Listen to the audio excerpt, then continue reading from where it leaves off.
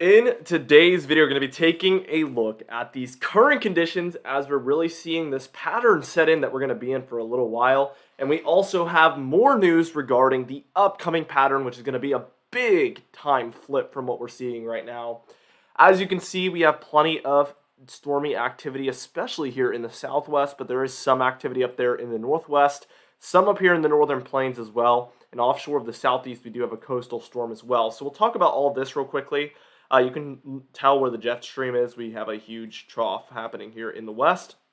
Hence why we're seeing a lot of snowfall there in California, Arizona, New Mexico. It takes a pretty hefty trough to see snowfall in those states this time of year. It's a little early on. I know there's high elevation areas, but usually you need some enhanced cooling to see that occur. And then we see a lot of warm air ridging up here in the eastern half of the nation. Not a big surprise. This is kind of what we've expected to take place for weeks now. We've seen this pattern. Everything is going as expected. There hasn't been many surprises. And now we're starting to see when the end of this pattern will be. So we'll talk about that in a moment. Don't know why it just turned black, but we'll roll with it. We can see that there is very, very light showers here in the northwest. Even snowfall here for the Olympic Mountains there. And then some of the northern Rockies are seeing very isolated snowfall showers, but overall this is not as stormy as areas further south. We are seeing some heavier and more persistent snowfall pockets here throughout Wyoming, Montana, and the Dakotas as well. And then as we work our way further south, things start to get even stormier. Here where we have our main area of low pressure, it's pretty broad, but somewhere in here we're seeing the most low pressure, maybe even close to Denver in here. It's pretty broad. As we can see, there's many centers of low pressure, but it's all one low pressure system for the most part. And we are seeing all of this kind of move with the jet stream. So you can follow these black lines in whatever direction they're heading in. Most of the storminess is heading in as well. So that is what the jet stream is kind of dictating. We see plenty of rainfall showers here for Southern California and lower elevation areas, and then we're seeing plenty of snowfall here throughout Utah, Arizona, and Colorado, at least in the higher elevation regions. Now I want to take a peek at Southern California. I always like to take a look at this area when they are seeing rainfall and snowfall. We can see, it always amazes me how close snowfall occurs to Los Angeles. Very amazing to me, considering how unsnowy the climate is for downtown LA. Being an East Coast person myself, that's probably why that's just so surprising to me, because the West Coast is so different than the East Coast, obviously.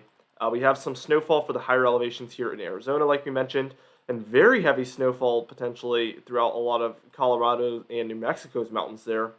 As we head eastward, there is a pocket of showers and isolated thunderstorms taking place here for Texas, Louisiana, and Arkansas there. Very isolated, however, and overall mostly dry weather for the eastern United States. And then we can see a lot of storminess taking place with a coastal storm here. And this storm is, for the most part, heading kind of further and further out to sea, so we should see less and less impacts from this. But for now, the coastal regions can't be ruled out. And we do see some of that for Florida. But not only that, here we see some for portions of North Carolina, especially the Outer Banks there, where some moderate to heavy rainfall was occurring there in the middle of the Outer Banks. So definitely a coastal storm that is bringing some impacts. Now what we're going to do is move on and focus in on the upcoming pattern. All right, now let's focus in here on the upcoming storminess. We can see this low primarily moves off of Colorado and the Denver area. So it's mostly to the east here of the southern Rocky Mountains. And as we can see, there's plenty of snowfall still happening for the Rockies, a lot of the southwest. It's pretty scattered about, but still, nevertheless, occurring. By the time we reach tomorrow afternoon, Friday, November 4th, we can see, again, the northwest and the Rockies still seeing rainfall and snowfall respectively, depending on, obviously, coastal locations and elevation, of course. And then we see a bit of a frontal boundary. It might even extend all the way from this low up here, but we see this stretching down and bringing plenty of storminess here to a lot of these regions throughout the central United States. And as we approach Saturday, the 5th here, we see a 984 millibar low pressure center here. Looks like there's a warm front out to the east and north, and then a cold front swinging underneath. This is bringing some potential thunderstorms and showers out ahead of it. Definitely an interesting situation, and still for the Rockies and the Northwest, we have a 78 millibar low pressure center here to the north, definitely a strong low, bringing plenty of storminess as there's some pretty broad low pressure throughout a lot of the northwest here and the southwest regions of Canada. As we approach Sunday, the 6th, things quiet up a little bit. We still have this low, but it's moving further and further north.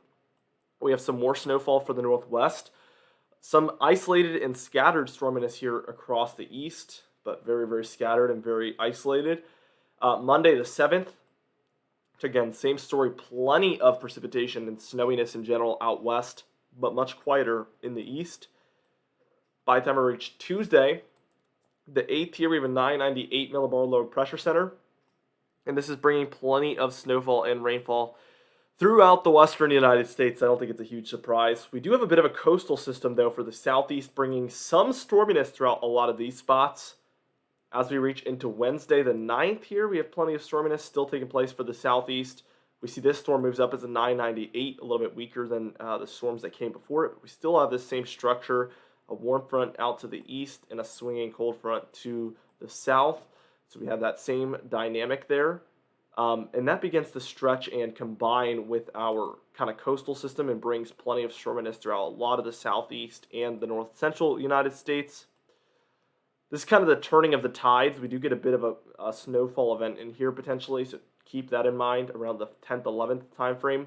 But right around this 10th, 11th, 12th time frame, as we can see by Friday the 11th, this is when things really begin to change. We have a bit of a cold front, some storminess in general for the eastern United States. And as you can see, a lot of this cold air is now centered over the central and eastern United States. And this is that pattern changing right around the 10th. We are now within 10 days of when that is expected to occur. We can see that by Saturday, the 12th, we're in a pretty zonal pattern, which what that means is everything's moving pretty flat. There isn't a significant trough or ridge on either side of the country. Everything's mostly just moving straight west to east here. And usually this is when we're seeing a change in that pattern, obviously. Interesting things begin to happen right around the 14th here as we get another snowstorm in this area. So we talked about it yesterday. Location and timing are not that crucial. The important thing to note is that this model has been consistently indicating that when this trough finally moves in and the pattern does change, there will be pretty frequent snowstorm opportunities with it. And regardless of location or timing, that is a pattern indication from the model, and that is something that in the long range we can definitely take into consideration. Multiple snowstorms potentially. Tuesday, the 15th, we are straight up in a positive PNA pattern. It looks like there's evidently a big trough in the east, big ridge in the west, and we're right back to where we were in earlier fall. Plenty of storminess happening along the east coast here, so definitely a more active pattern. Same story for Wednesday the 16th, Thursday the 17th, Friday the 18th, and Saturday the 19th. We still see this type of a pattern in here. So it looks like for the later half of November, things are definitely set to flip here from warm in the west, or better yet, from cold in the west to warm in the west, which, again, everything moves downstream, east being downstream, west being upstream. We know, in general, everything moves in this direction across the country. So that's why the PNA, which is whatever the temperatures are out here, negative being below normal temperatures, positive being above normal temperatures, directly impacts the weather to the east because it's downstream. I hope that's a really good analogy there. For total precipitation through the next 10 or 15 days, better yet, here's what we're taking a look at. Whites will be practically none. Your grays will be 1/10 of an inch or less. Your greens will be 1/10 of an inch to 1/2 an inch. Your blues will be 1/2 an inch to an inch. Your yellows will be 1 inch to 2 inches. Your reds will be 2 to 5 inches, and then your browns there will be 5 to 10 inches of precipitation, which we see for the north central United States, kind of the upper Midwest there, the southeast, and then we see some of that for the northwest as well. Now, total snowfall here, no surprise, we have very large amounts expected. Anywhere in the grays is going to be a dusting, if anything.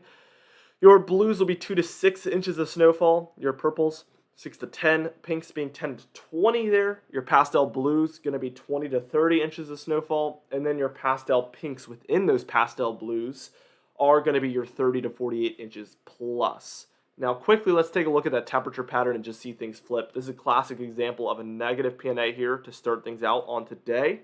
So again, negative PNA. This forces the warm air to move around this cold air mass because it's like water and oil. They cannot combine, they go around each other. So we see the warm air move around this cold air mass that is upstream. Remember, everything moves from upstream to downstream, right? So this is why, the warm in the east isn't making the west cold. It's the cold in the west that is making the east warm because it's upstream. So as we continue things on, we can see this just keeps on keeping on, really. We're seeing this still happening by the 10th. So 7 days from now, we're still going to be in a very similar pattern, maybe more extreme, if anything. We have further below normal temperatures out here, and we have further above normal temperatures out here. But it's right after this point where we start to see the first signs of a change. Cold air already making its way in for the 11th and the 12th here. We haven't fully flipped, but we still see some cold making its way in. We're still not fully flipped even by the 15th, but after that point, what we see happen is warm air develops in the west. The heart of the cold moves into the eastern United States here, as you can see. And this is a classic positive PNA pattern, which does the opposite. Instead of the warm coming from the south around the cold, we see the cold come from the north around the warmth. So this is the opposite of that pattern. This is a lot like what we saw in a lot of September and October. Very classic positive PNA pattern by the 15th through the 17th and all the way through at least the 19th here on this model. So the indication here is that we will see a positive PNA pattern set in for late November. And this will encourage the cold air back into the eastern half of the nation. Anyway, guys, thank you so much for watching this video. Be sure to subscribe for daily uploads, as we will keep you guys up to date with this big pattern change that is upcoming. Be sure to like the video if you did enjoy it. Leave a comment down below with your thoughts, and I will see you guys in the next video.